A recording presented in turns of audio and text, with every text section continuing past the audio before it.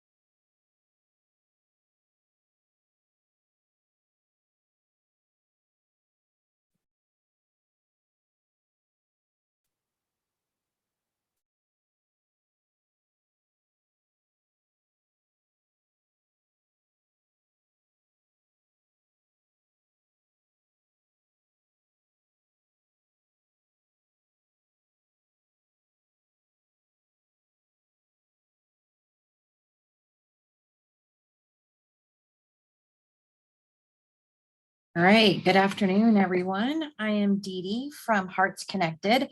I'm the president and founder, and I am here today to facilitate this wonderful webinar.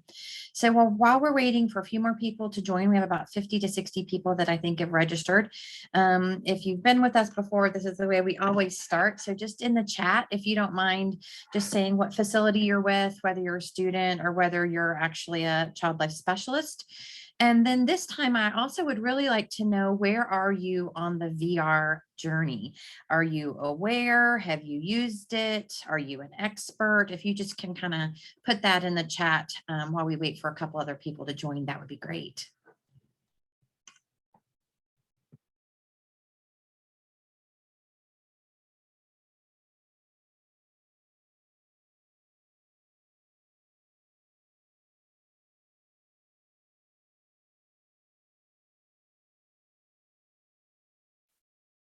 Well, couldn't hear me.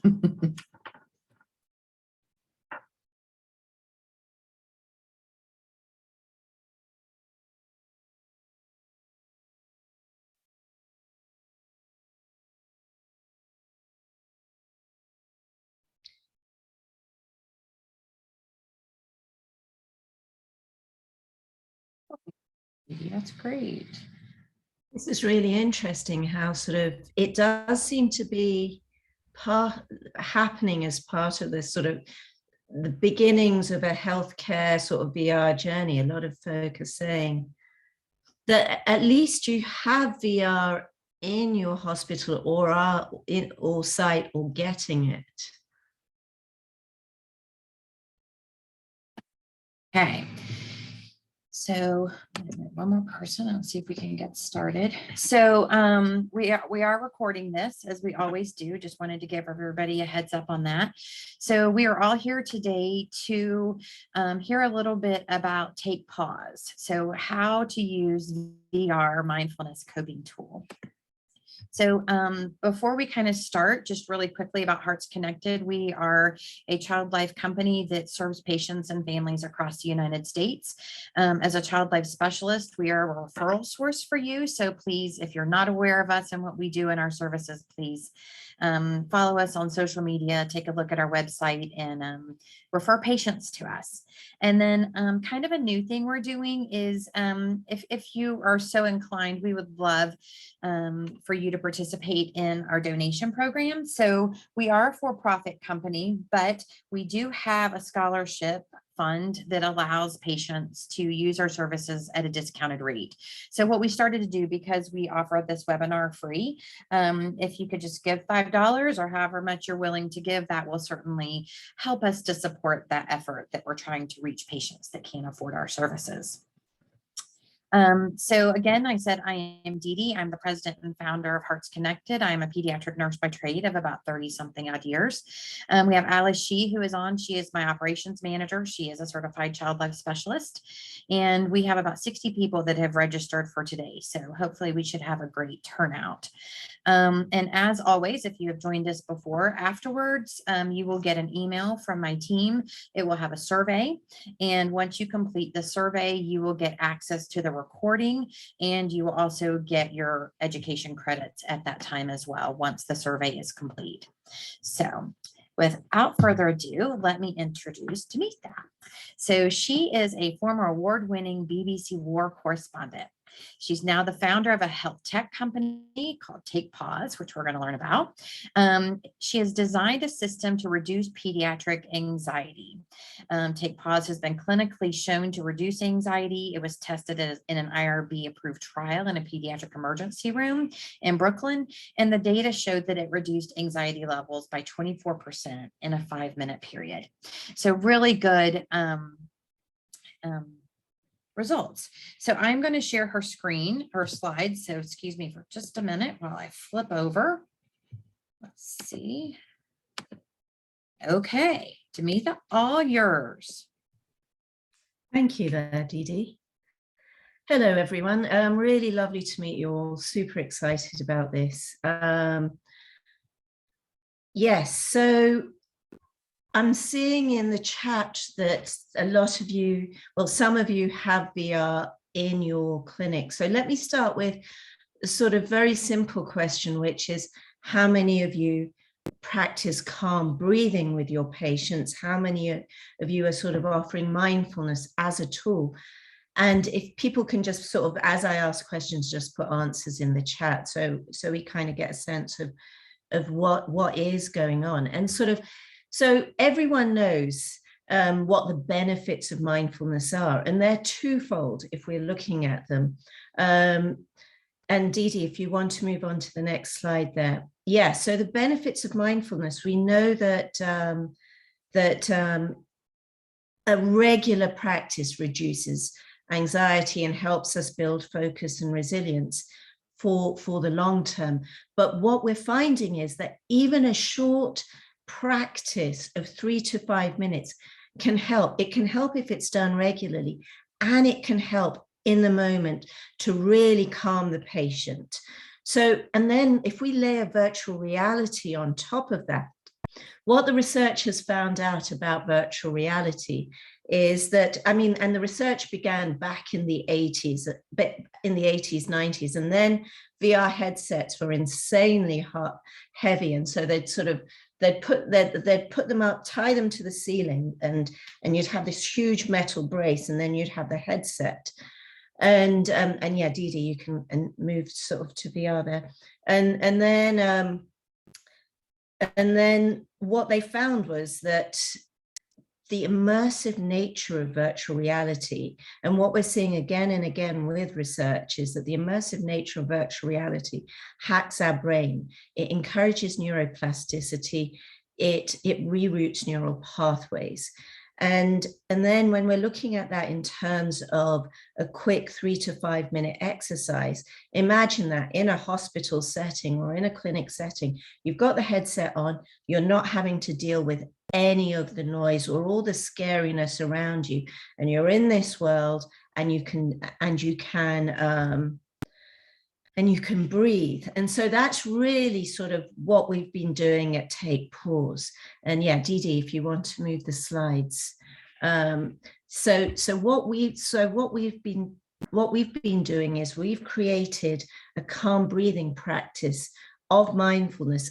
We're delivering it through virtual reality. And really what we are is mindfulness in virtual reality, and we're reducing stress in the moment. So we're really offering it to hospitals, to clinics, and so on, to help them in those moments, like in the pediatric emergency room or urgent care, in behavioral health, as part of a therapy session. And we're expanding into adults as well. And we're looking at offering Take Pause for burnout situations, to help to help, you know, providers who are already feeling overwhelmed just sort of self-soothe, and child life specialists as well, and nurses and medical assistants. Now, before I tell you more about Take Pause, I'm going to tell you about a little bit about me, and so why I actually started Take Pause, because I'm the founder of the company. And you know, it's been quite a journey. So the beginning of the journey was the next slide, which is me in northern Iraq. And when I was in northern Iraq, I was a war correspondent with the BBC. So this is me in 2003 in northern Iraq. I'd come out of Afghanistan, I'd gone straight into Iraq. And then after Iraq, I was in Sri Lanka covering the tsunami. I was in I was in the Balkans. I've been all over the world. But one thing was for sure, I was constantly seeing people suffering, and I absorbed that, and I developed PTSD. And to help me deal with PTSD, I started practicing mindfulness. And it was like I'd been given this superpower, and I'd moved to New York, and I was working with the UN, with a children's organization, UNICEF. And then in my spare time, I was volunteering in the South Bronx with kids there. And the one thing I kept saying was that there was no real tools to help kids self-soothe in a way that they'd want to do it. So mindfulness is great, but how many of, I don't know about all of you, but I can certainly say that even though mindfulness is something I believe in, it's still a bit of a struggle to do it. And you know, it's boring and it's hard to focus. And then if you're a kid, well, it's just it's another thing to do when they really want to be doing 500 other things. And the connection between mindfulness and calm is harder to see. So I was sort of thinking how to give mindfulness to kids in a way they'd want to do it. And then I went to the Tribeca Film Festival in 2016, and I tried virtual reality, and I flew over New York. I put the gloves on, I had the headset on, and I flew over New York. And as I was flying over New York in VR, I don't know if you've ever seen in superhero movies, like they were always sort of like that splat to the ground and that sort of fall. And I've always been curious about what that would look like and what that would feel like. So I decided to do a dive. And as I was diving and getting closer and closer to what in America is called the sidewalk, as I was getting closer and closer, I could feel my heart rate is accelerating. And when I actually hit the ground, the docents caught me because I physically fell. And I found that fascinating. I was like, oh, okay, virtual reality, the fact that it can do that, the fact that it can trick my brain is really interesting. So I started doing a lot of research around it. And then that's where I sort of thought, hang on, if we offer mindfulness in virtual reality, well, we know kids like their devices. Well, we all like our devices. I mean, how hard is it for us to get off our devices? So of course it's hard for kids to get off them. So how to give them something in a language, in a medium that they understand, it would feel comfortable in, and give them something that we know works and will help them. I sort of call it, you know, deep fried vegetables, if you want, like vegetables, but you've kind of got a nice little bit of batter on them, and it makes them nice to eat. So that's where Take Pause was born, sort of giving kids virtual reality, giving them mindfulness rather in a way they'd want to do, which is virtual reality. So I set up the company and went off, and we started with a clinical trial in the pediatric emergency room. And that's the clinical trial that Didi was referencing, and it's been published, and that's on the next slide. And basically that was at Maimonides in Brooklyn, and I went in and I met the head of the pediatric ER, and we went around the ward, and one of the doctors fell in love with it. He tried it, and he actually said, I would love to have this at the beginning of my shift. And they then decided to do a clinical trial around it in the pediatric emergency room. And I should have actually, now that I think about it, sort of got a slide with the results of it. But essentially, the results were statistically significant. And they showed that we reduced anxiety by 24% from baseline scores. So that was huge. And Maimonides pre-COVID were about to do another trial for pain around take, pause, and they postponed that, hoping that things are going to be quietened down. And so that's really where it began. And we've been building more research. We're at New York Presbyterian and we're working with them in adult inpatient rehab. And they're also going to be offering take, pause in their behavioral health partial clinic to help kids in those situations as well. So that's where take, pause is. That's the evidence that we've got and the evidence we're building. So we're now in Sutter Health in their pediatric urgent care, and we're deploying there. And what they're doing there is they're integrating it into their workflow, so it becomes part of their everyday. We're working with a behavioral health center in Monterey. We're also going to be expanding it. So as well as the adult inpatient rehab trial, we're also looking at take, pause for hypertension with pregnant women, prepartum to postpartum. And we're also looking at burnout, both in hospitals with all the sort of clinical team with the child life experts. And then we're looking at it for specialists rather. And then we're looking at it with employees, and we're looking at it with teachers as well. So there's lots of different use cases. And the reason there's lots of different use cases is because we're simply mindfulness in virtual reality. We've kept it really simple. There's a pre-anxiety trial and a post-anxiety scale rather. So there's also data that can be collected, which shows efficacy. So yes, so that's the evidence part of take, pause. And then going on to the next slide, let me tell you a little bit about how it works. Basically how it works is the patient puts the headset on, and a child life specialist role would be really just getting the headset and putting it on the patient, and then you can even leave them with it. It takes 5 minutes, and we've got all the instructions in the headset. And first they focus, then they choose a character, and these are the two characters. One gives Toyo, which is the dragonfly. That's designed for 4-4 breathing. So they breathe in for 4, they breathe out for 4. Hush is 4-1-4 breathing. They breathe in for 4, they pause, and then they breathe out for 4.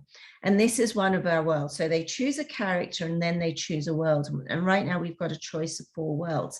And these worlds have been designed with clinical psychologists, with neuroscientists, and they've been co-designed with kids.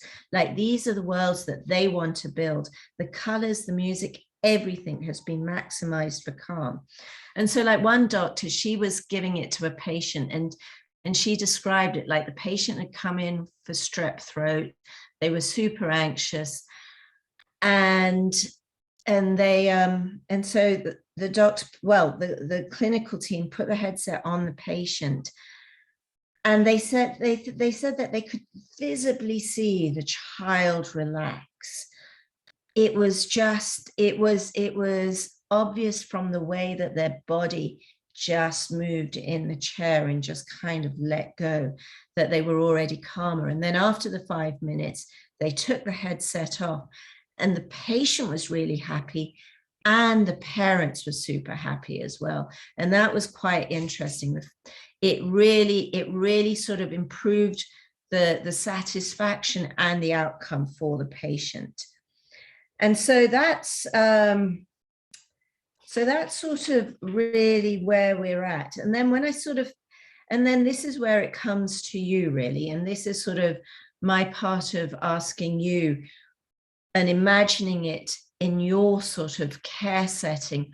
what that could look like. What are the challenges that you're facing at the moment as a child life specialist? Where are the things that you're sort of like, if this was possible, it would make my life a lot easier? And can you imagine take pause being something like that? So those are the questions that I have, and that's really where I'm going to end. And then before I totally end, I'd like to offer you a 5-minute breathing exercise, which is our web browser version. So during COVID, what we saw was there was a lot of reluctance to put anything on a patient's head. So we designed a system that could be done via a web browser. And I think the easiest way of doing it is, rather than me taking over the screen, Dee, what if I share that link with you and then you put it onto your screen? Would that work? Sure, I can do that. Excellent. So I'm gonna actually, and I'll just put it in the chat. And there you go. And then everyone also has access to it for the future as well, if they so want it, and if they find it helpful.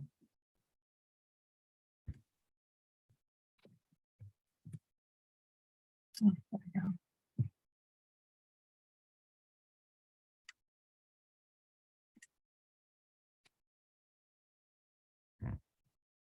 And in the meantime, if there are any questions that you'd like me to answer, feel free, that you feel that I haven't covered yet, feel free to put them into the chat, and I'll answer some of those questions.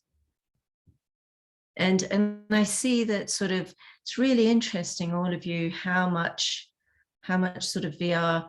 So Dee asked people to sort of put into the chat where they are on their VR journey, and how many clinics have got VR. So Lauren, I see you've got VR, but it's minimally used. I'd love to understand sort of what the challenges are you're seeing.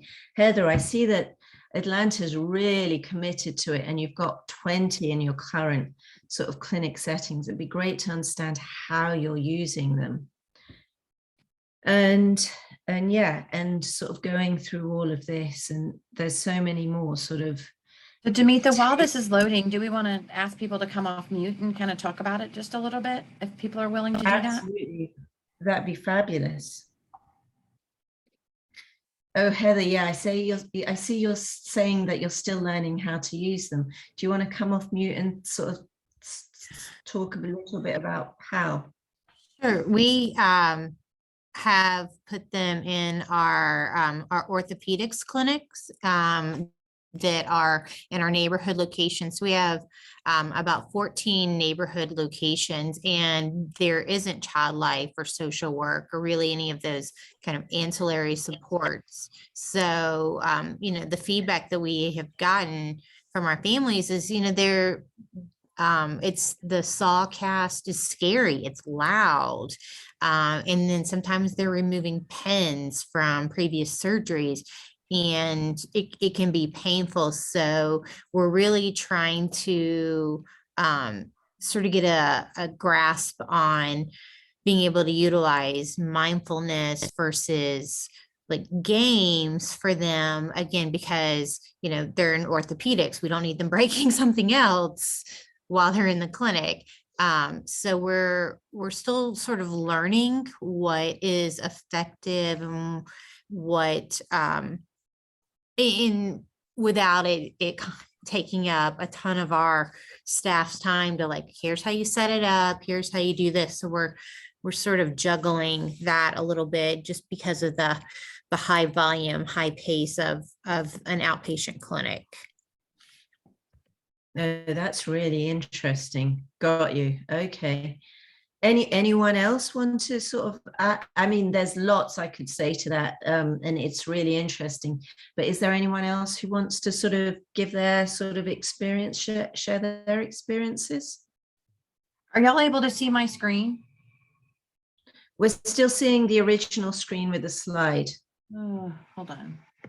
You know what? Would you like me? I'll just do it. Shall I just do it? Sorry, That it was loading. So Because let me do it. Because I'm sorry to put that on you, Dee Dee. It's not yeah, fair. that's okay. I'll just do it because I also know how, if it's a problem, how to sort of redo it. So I'll just share my screen, and here we go.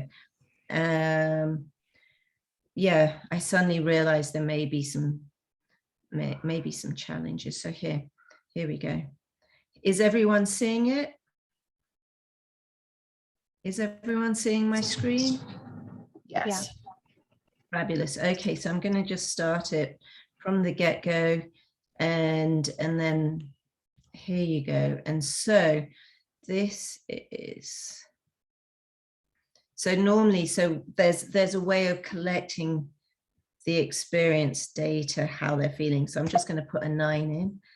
There you go. And then this will and let me know that you can hear. Can you hear it?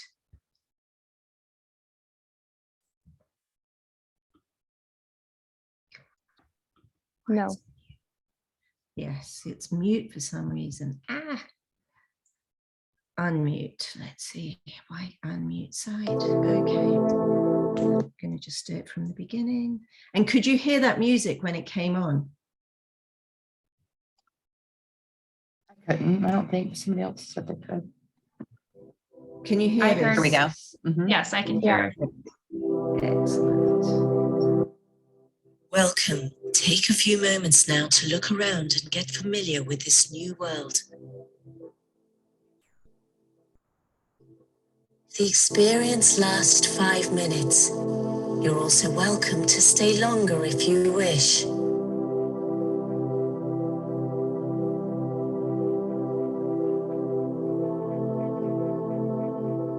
Here's your guide, Toyo the dragonfly. See if you can match your breathing to Toyo's movements. Breathing in through your nose as the dragonfly lifts.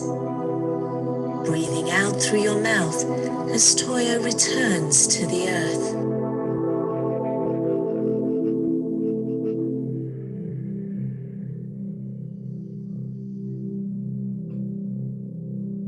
Throughout the experience, as best you can, continue to match your breathing to Toyo's movements.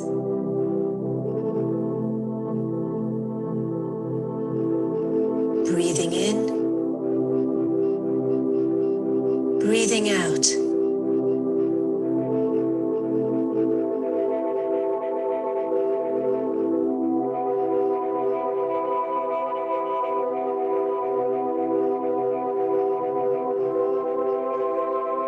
There's no need to move your head. You can simply follow with your eyes.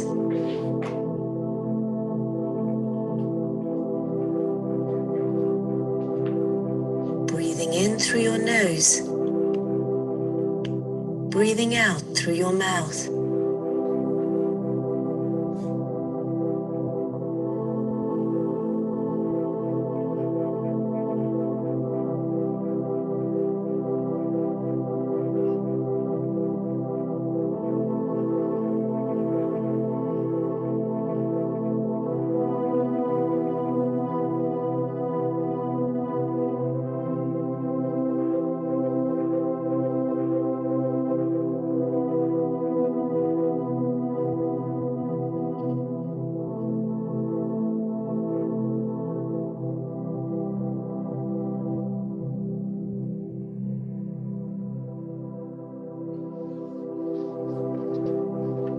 Let any thoughts go and bring your full attention once again to Toyo's and your breathing.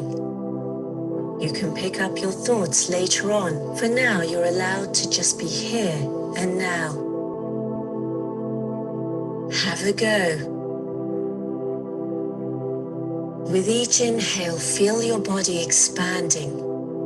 And with each exhale, notice what changes. If it's helpful, use the out-breath to blow the thoughts to one side. You can pick them up later on. Either way, continue to breathe with Toyo.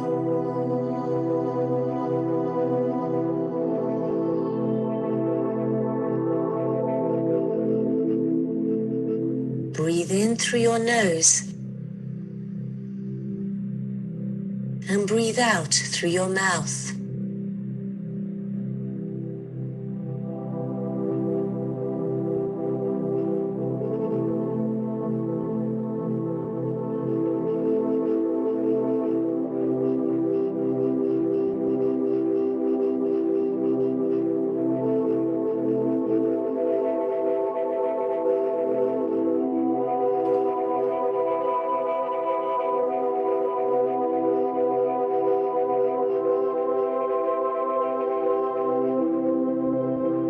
And now take pause.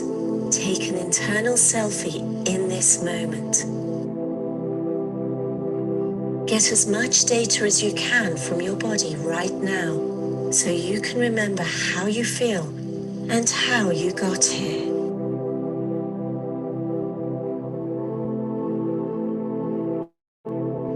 Remember, you can always come back here in your mind.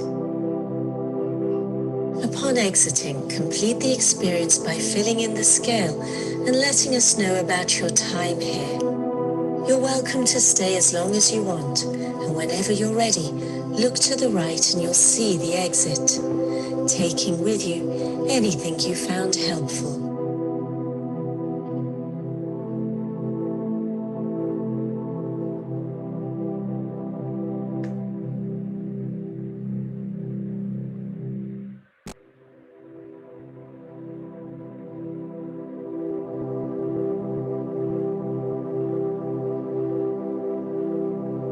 And there you go. There you have it. I don't know how to stop sharing.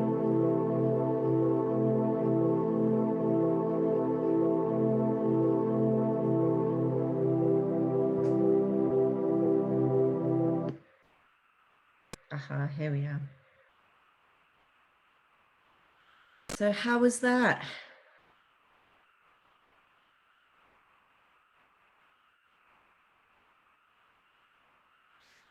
Hello, can you hear me?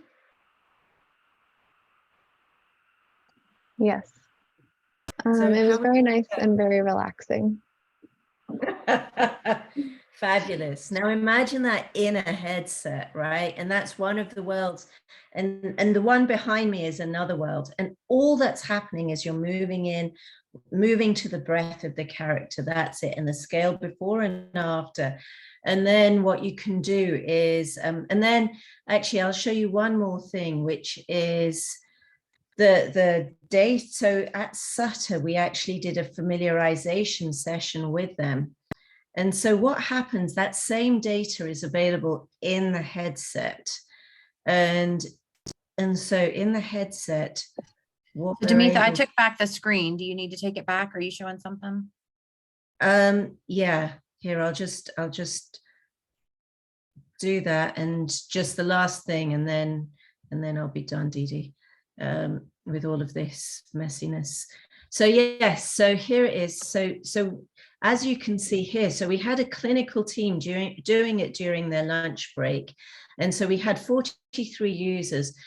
And you have the option of skipping the scale if you can't be bothered to do it, right? So 16 skipped it, 27 responded. And of those 27, what we saw was 96% of them reported a reduction in anxiety, and the average was a 54% reduction from baseline scores. So all of this is also data that we capture, and it's all sort of non-patient identified data. And then this tells you how long was spent in the experience and how likely they are to recommend take pause. So that's pretty much everything. That's me. Yes. Dee Dee, I hand it back to you. Right, I'm gonna go back to your slide.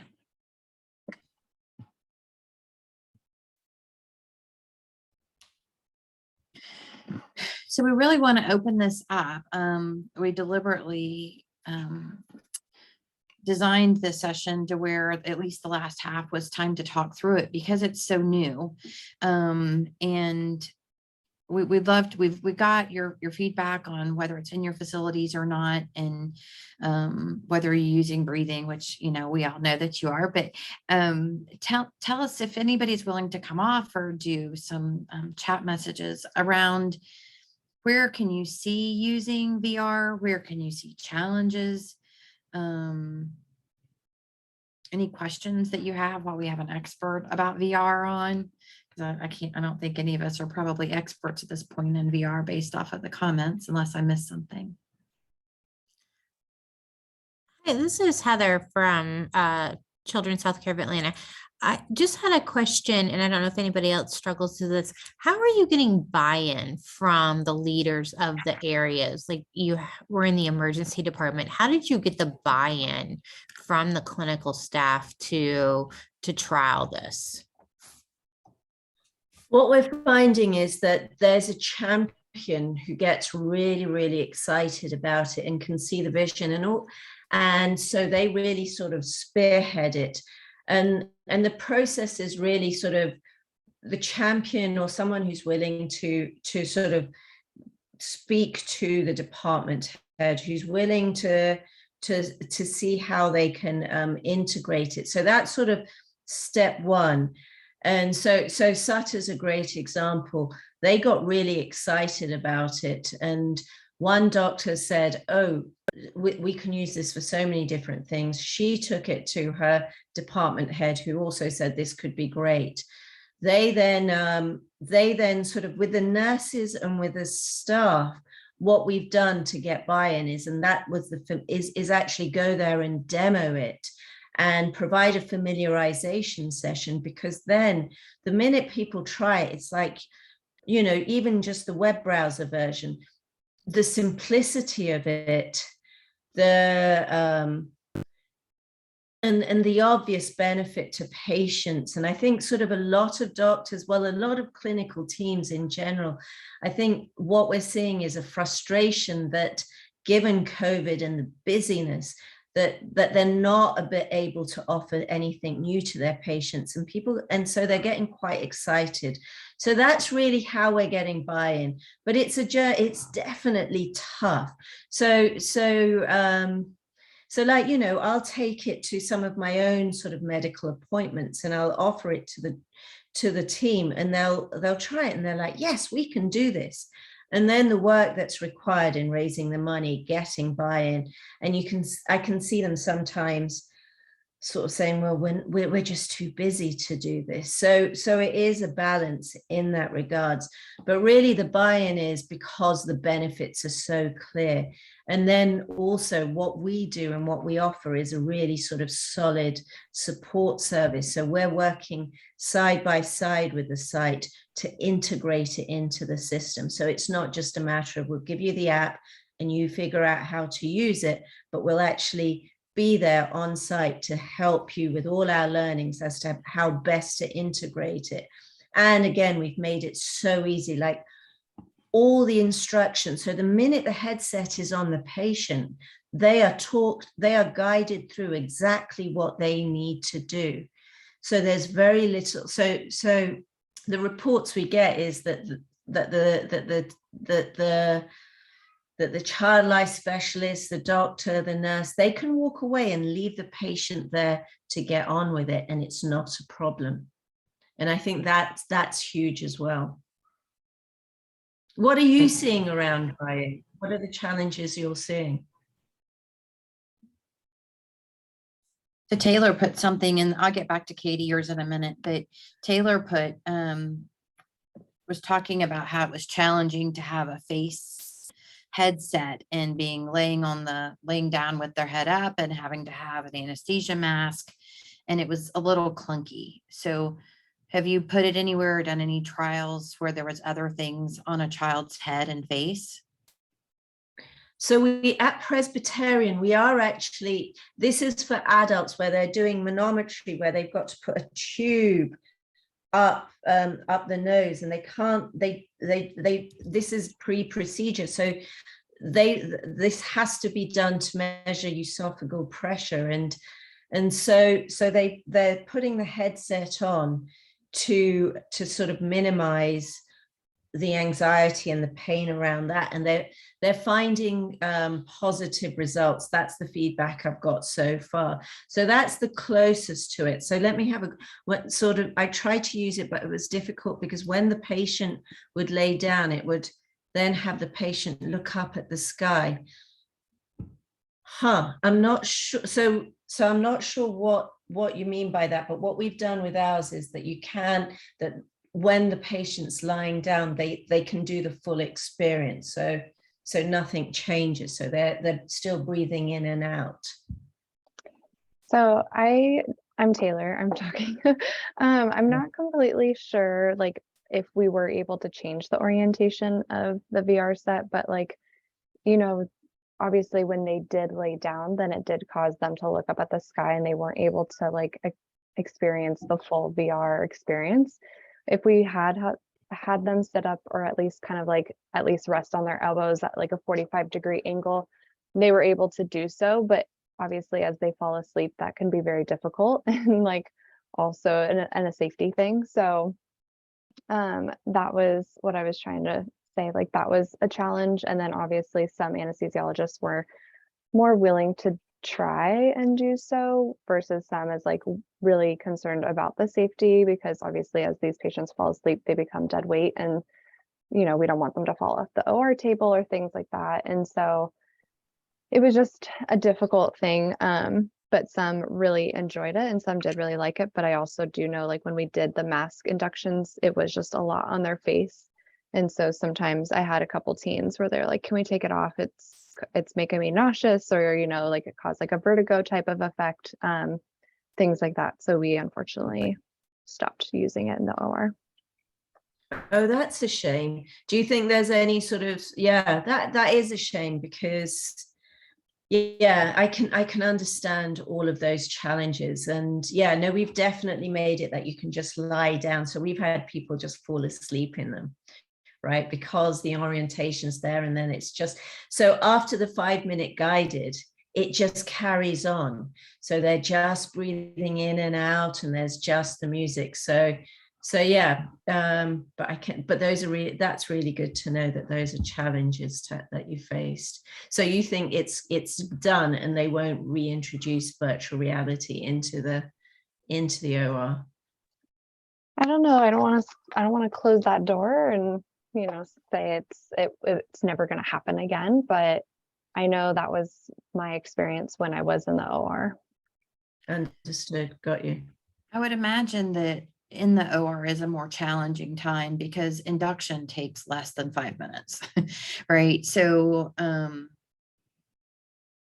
don't know if it would be cool if there would be a VR that would be like you're traveling somewhere and you could have them put it on while they're on the stretcher going to the OR or something.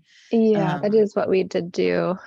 Dee, to your Mhm. point, we did, once they were in pre-op, we have our patients ride on the gurney to the OR. And so they would start the VR experience in pre-op on the gurney. But we would have to pause when it came time to getting onto the OR beds. Some anesthesiologists, again, were more comfortable with like letting them stay on the gurney until they were asleep, depending on like the size of the patient, but it just all varies. And Yvonne said something about having patients feel nauseous. What has been your experience on that? It depends on the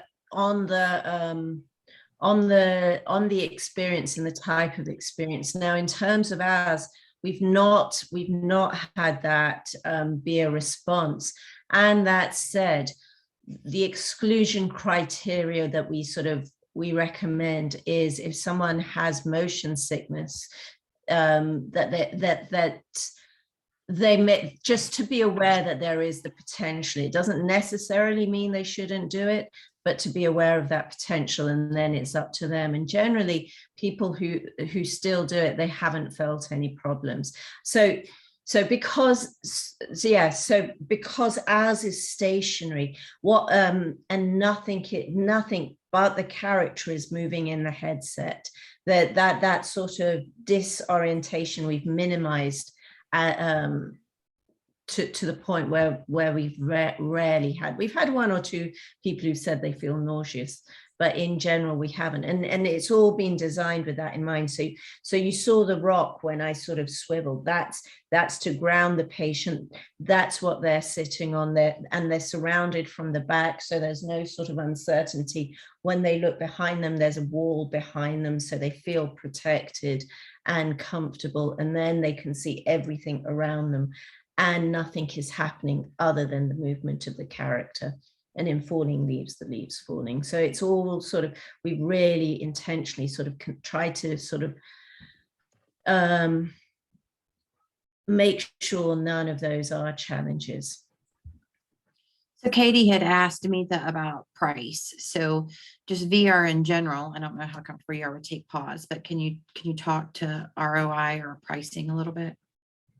Yeah, sure. So at the moment,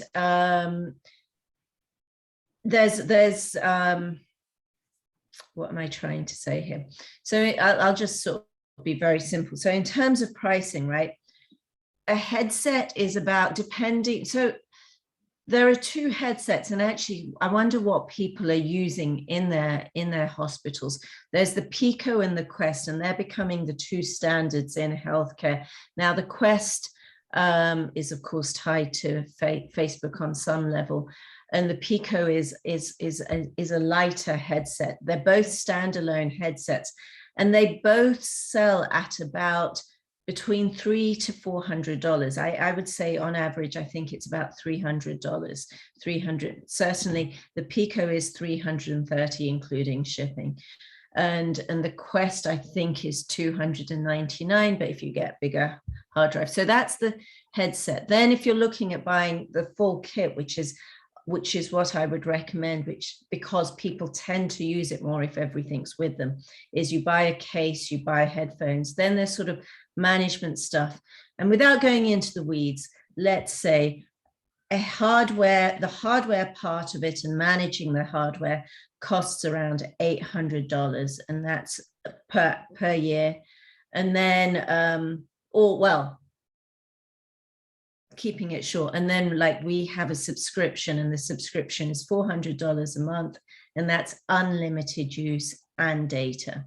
So that's how we framed it. So you're looking, and different companies are framing it differently, but the headset itself, the hardware itself, you could just get a VR headset for $330, if that's helpful at all. Essentially, in terms of cost, it's not expensive given the potential benefits and this is where sort of when we're speaking and getting buy-in, like with Sutter Health, not only are we measuring sort of a reduction in anxiety, we're actually measuring improvement in patient satisfaction.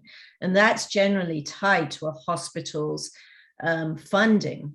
And and then we're also looking at potential endpoints of a reduction in the need of sedation, a reduction in sort of the time that a child life specialist, a nurse, a doctor spend on calming the patient, and what impact that has on the rest of the workflow.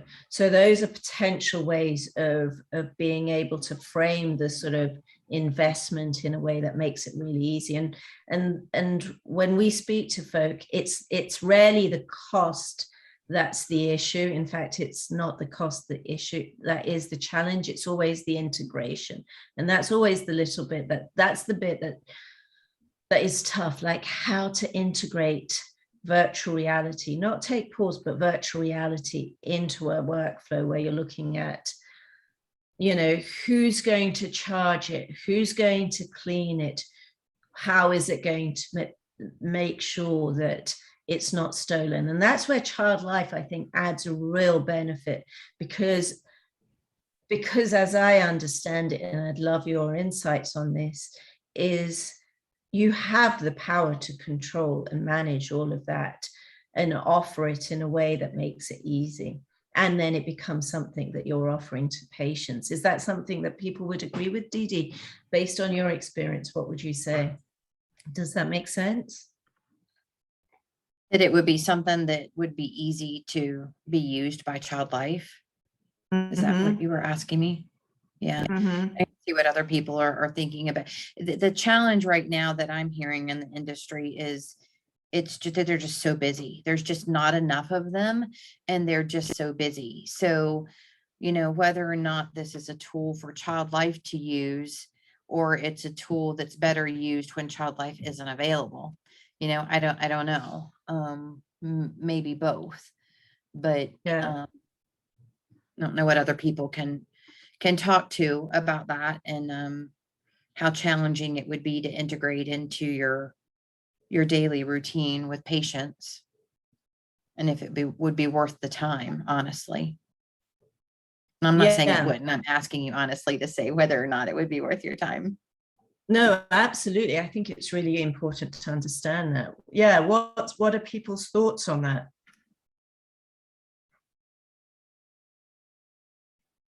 All right, we've got 17 people on here.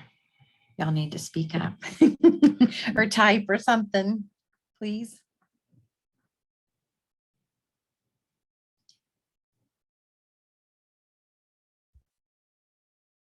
Right, exactly. Yes, you're fun. Yeah, when sort of this and so now sort of is it still being used in the in outpatient clinic? So yeah, so the way we sort of how we've solved for that, and what we found, well, not us, how the clinics have solved for that is actually they've put one in each pediatric exam room. So then it's automatically it becomes something that's very easy to manage, and it's not something that's hidden and someone has to go find it. Irfan, is there any and hopefully I've pronounced your name correctly, please let me know if I haven't. Is there any sort of learnings that you've got that you could share as to how you overcame those challenges? Got you, your mic isn't working. So yeah, just check it, just write it down in the thing, like any sort of things. Oh, you have a gaming expert that helps you. That's really interesting. Which system are you based in?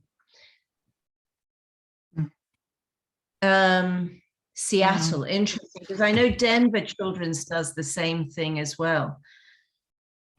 I think we've seen this over the last however long with technology coming in, whether it was pagers back in the day to ASCOM phones to tablets. There's always a new process of where are they going to live? How are they going to be charged? How are they going to be cleaned? Who gets them? So I think the idea of having them in rooms that are high visibility or high usability, rooms, would be great. Yeah, and so okay, so what I'm hearing is that it feels like it's another thing for child life to do, and you're already understaffed and overutilized. So the other part of this, and this is something that I know that we discussed sort of pre the meeting, is what about how are you helping yourselves in this overwhelmed situation and scenario? How are you sort of looking after yourselves and doing self-care? And is this something that you could see using on yourselves?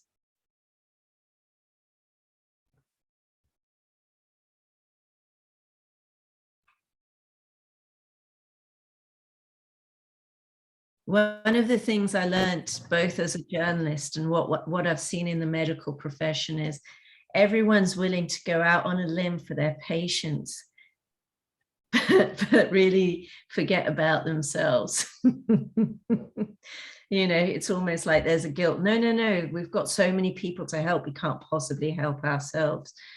So I don't know if that's part of this. So yes, Heather, sort of as part of an employee wellness, would you jump on the line and sort of say more?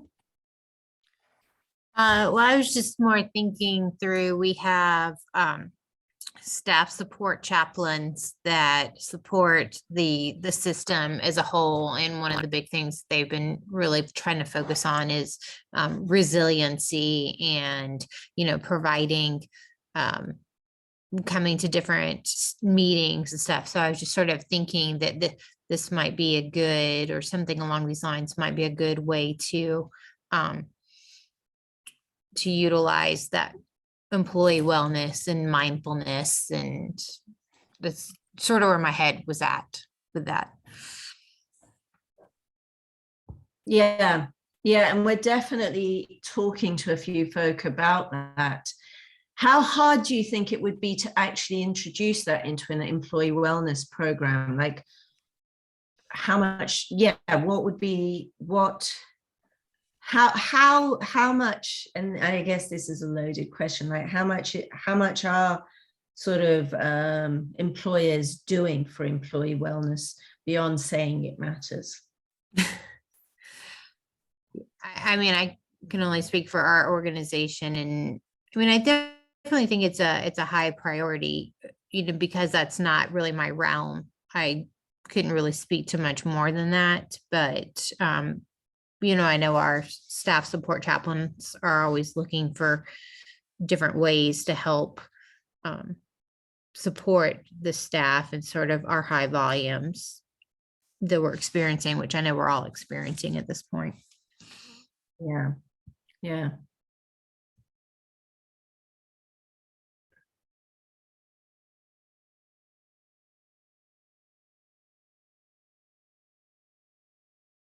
You see Right. Taylor's comment. Yeah, Wellness Wednesdays. I mean, so at the beginning of a shift or at the end of a shift or during a lunch break, how much could you see this be of benefit to yourselves?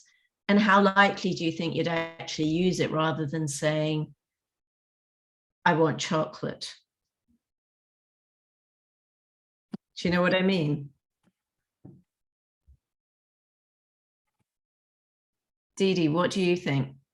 Yeah, I don't know. I mean, I'm just thinking about the days when, I was in the hospital. I was ambulatory the last, 10 years that I was in the hospital space. But like to even have time to get away for 5 minutes. Like I have trouble with mind chatter at home, in my own home, right?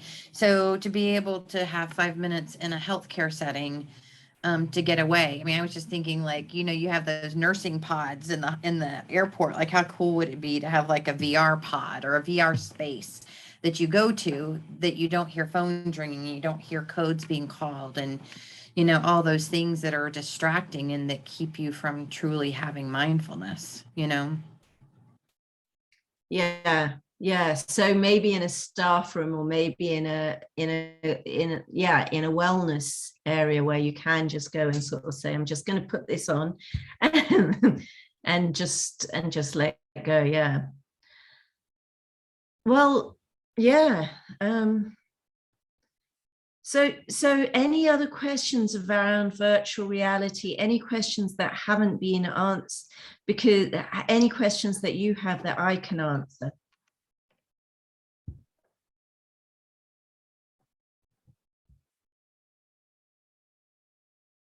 Dee Dee, have I left anything out that you feel you'd like to hear more on? No, I think we're good. I think this is, it's also new, and I think it's good to talk about these things just like we do in our other sessions. Is it just brings to light things that we know that we need to do and how do we use them, right? And so the more educated we are, the more familiar we are. Thoroughly enjoyed having you here and having an expert available to reach out to when needed. So if anybody has questions or want to be connected in any way, feel free to visit their website, but you can also reach out to info@Hearts Connected or Alice or I, and we can certainly connect you to Dumeetha or help you in any other way we can in relation to virtual reality. So I think this has been wonderful, and thank you for those who participated. I know it's hard sometimes to chat and get on your mic and talk to us, but we appreciate you being here. And thank you so much, Dumeetha, for your time and your expertise and sharing your passion with us.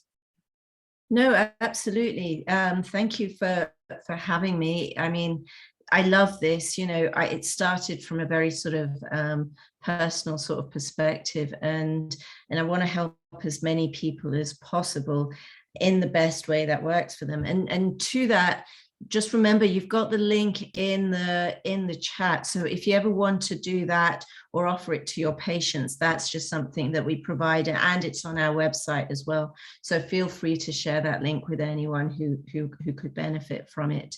And yeah, if you do think that there is, those of you who do have virtual reality, you know, do feel free to get in touch with Dee Dee or myself, and we can see if we can help you sort of try take pause in some way.